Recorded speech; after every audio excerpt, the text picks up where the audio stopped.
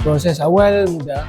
Kita start dengan untuk design kita punya door gift kan. Kemudian design untuk kita punya kad digital, kad jemputan digital pun mudah melalui online tu. So tak ada yang complicated lah. Long way kita pun bekerja, masih lagi boleh selesaikan benda tu.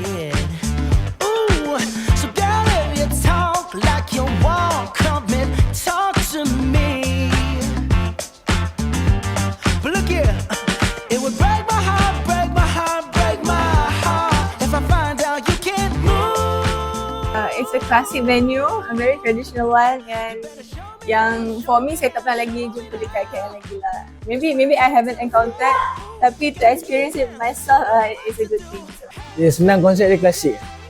So saya memang suka benda-benda yang berkonsepkan klasik. So Rumah Abang Jamil ni dari segi dia punya meja makan, kursi, konsep semua memang memenuhi cita rasa lah. On bila Encik Fakul helps us throughout the majlis, so it's really great to have someone. Betul. Kita orang punya beban tu berat tapi ada yang memikul juga macam Encik Fakul tu. Kita tahu ada orang yang expert kan. So kita pun okey lah, just follow the flow. Betul. Mudah lah, mudah.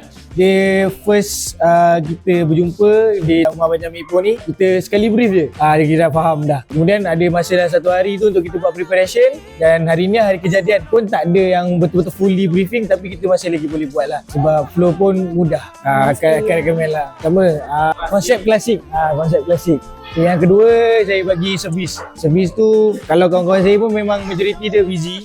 Lagi-lagi pula lelaki. So, untuk Rumah Abang Jamil ni kena dengan konsep korang. Dia akan banyak bantu korang. Untuk sempurnakan majlis tersebut.